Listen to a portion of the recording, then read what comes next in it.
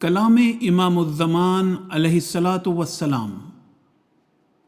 تیسری شرط بیعت، سوم یہ کہ بلا ناغہ 5 وقتہ نماز موافق حکم خدا اور رسول کے ادا کرتا رہے گا، اور حت الوسع نماز تہجد کے پڑھنے اور اپنے نبی کریم صلی اللہ علیہ وسلم پر درود بھیجنے اور ہر روز اپنے گناہوں کی معافی مانگنے اور استغفار کرنے میں مداومت اختیار کرے گا، اور دلی محبت سے خدا تعالیٰ کے احسانوں کو یاد کر کے اس کی حمد اور تعریف کو اپنا ہر روزہ ورد بنائے گا۔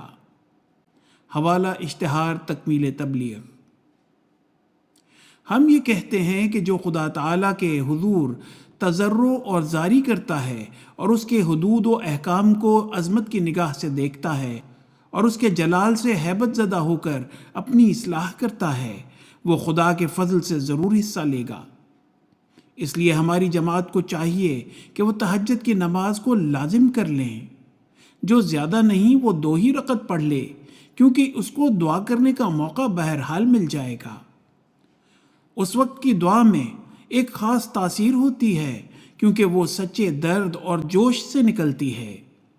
جب تک ایک خاص سوز اور درد دل میں نہ ہو، اس وقت تک ایک شخص خواب راحت سے بیدار کب ہو سکتا ہے؟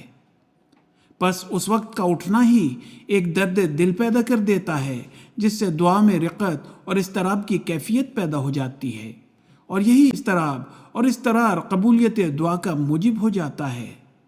لیکن اگر اٹھنے میں سستی اور غفلت سے کام لیتا ہے تو ظاہر ہے کہ وہ درد اور سوز دل میں نہیں، کیونکہ نیند تو غم کو دور کر دیتی ہے، لیکن جب کہ نیند سے بیدار ہوتا ہے تو معلوم ہوا کہ کوئی درد اور غم نیند سے بھی بڑھ کر ہے جو بیدار کر رہا ہے۔ حوالہ ملفوظات۔ اس زندگی کے کل انفاس اگر دنیاوی کاموں میں گزر گئے تو آخرت کے لیے کیا ذخیرہ کیا؟ تہجد میں خاص کر اٹھو اور ذوق اور شوق سے ادا کرو۔ درمیانی نمازوں میں بباعث ملازمت کے ابتلا آ جاتا ہے۔ رازق اللہ تعالیٰ ہے۔ نماز اپنے وقت پر ادا کرنی چاہیے۔ ظہر و عصر کبھی کبھی جمع ہو سکتی ہے۔ اللہ تعالیٰ جانتا تھا کہ ضعیف لوگ ہوں گے، اس لیے یہ گنجائش رکھ دی، مگر یہ گنجائش 3 نمازوں کے جمع کرنے میں نہیں ہو سکتی۔ حوالہ ملفوظات۔